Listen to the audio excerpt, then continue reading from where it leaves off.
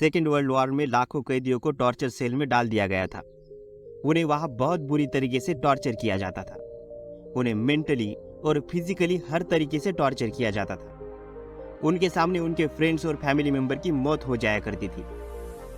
ऐसे में उन कैदियों को भी लगने लगा था कि उनकी मौत होने वाली है। उनकी सारी उम्मीदें खत्म होती जा रही थी। उन्हें खाने के नाम पर एक ब्रेड का टुकड़ा और थोड़ा सा सूप मिलता था।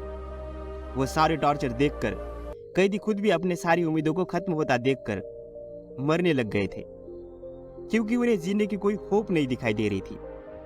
सेकेंड वर्ल्ड वॉर में कैदियों को रखने के लिए कई कॉन्सेंट्रेशन कैंप बनाए गए थे और इन्हीं कैंप में से एक कैंप में थे साइकोलॉजिस्ट डॉक्टर विक्टर फ्रैंकल।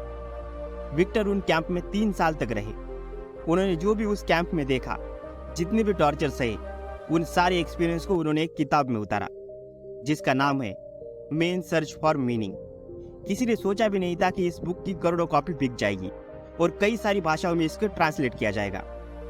इन कैंप में ऑथर के साथ साथ उनके फैमिली मेंबर को भी डाल दिया गया था, बट सब के सब मरते चले गए। ऑथर ने इस बुक में एक इंसिडेंट बताया है। उनके साथ एक कैदी रहता था। उसने फरवरी महीने में एक सपना देखा। उसने ऑथर को बताया उसने कल रात एक सपना देखा है और सपने में एक आवाज सुनाई दी। वो आवाज कह रही थी, मुझसे जो पूछना है पूछ लो। तो मैंने उससे पूछा कि हम इस कैंप से कब बाहर निकलेंगे। तो उस आवाज ने कहा, 30 मार्च को तुम लोग बाहर निकल जाओगे। इस सपने के बाद उस कैदी को पूरा यकीन हो गया था कि वो 30 मार्च को रिहा हो जाएगा। जैसे ही मार्च का महीना शुरू हुआ, वो बेसब्री से 30 मार्च का इंतजार कर रहा था। धीरे धीरे दिन निकलने लगे और जैसे ही मार्च का महीना खत्म होते आ रहा था, उस कैदी को लगने लगा कि हम रिहा नहीं हो पाएंगे। उसकी सारी उम्मीदें खत्म होने लगी थी और 29 मार्च को वो बीमार पड़ गया और 30 मार्च को उसकी मौत हो गई।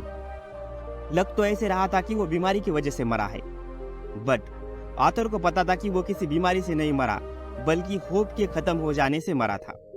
उसकी सारी उम्मीदें खत्म हो गई थी।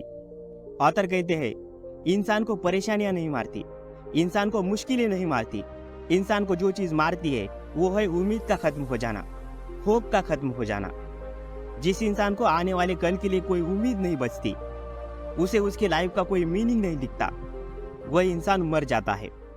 ऑथर ने नोटिस किया कि ज्यादातर मौतें क्रिसमस और न्यू ईयर के बीच में होती थी, क्योंकि लोगों को उम्मीद थी कि क्रिसमस आ रहा है, नया साल आ रहा है, उन्हें रिहा कर दिया जाएगा।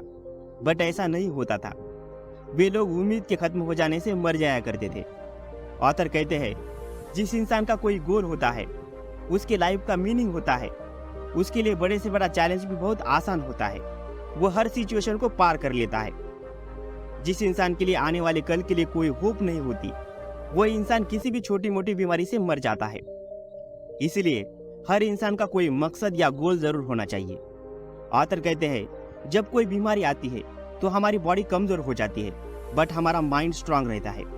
हमें उसे कमजोर नहीं पड़ने देना है और उस बीमारी का जमकर सामना करना है, क्योंकि अगर हमारा माइंड कमजोर पड़ जाता है तो हमारा इम्यून सिस्टम भी कमजोर हो जाता है, जिससे कि हमें बीमारी मार सकती है।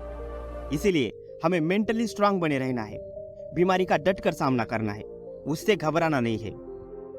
ऑथर इन कैंप में इसलिए जिंदा रह पाए क्योंकि उनके पास एक गोल था, एक मीनिंग था। उन्हें एक किताब लिखनी थी। उन्हें पता था कि अगर वो मर जाते हैं तो और कोई ये काम नहीं कर पाएगा, इसलिए उन्हें जिंदा रहना था। इसलिए उन्हें सारी तकलीफें कम लगने लगी थी।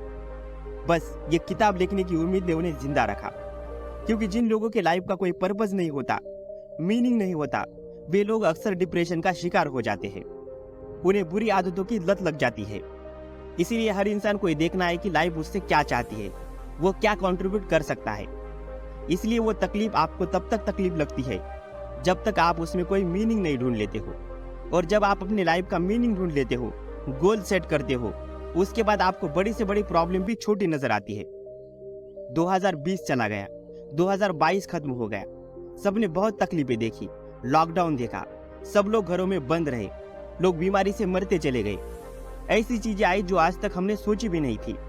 अब 2023 आ गया है, इसलिए हमें चीजों को पीछे छोड़ते हुए आगे बढ़ना है। इससे भी पहले काफी बीमारी आई, बट दुनिया उससे बाहर निकली और यही उम्मीद हमें कायम रखनी है। अपनी होप को जिंदा रखना है और हर सिचुएशन का डट कर सामना करना है।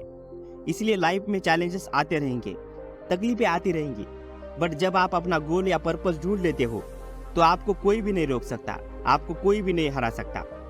आपको आपकी हर तकलीफ, हर मुश्किल बहुत छोटी नजर आती है। वीडियो अच्छा लगा हो तो लाइक शेयर सब्सक्राइब जरूर कीजिए। Thank you for watching.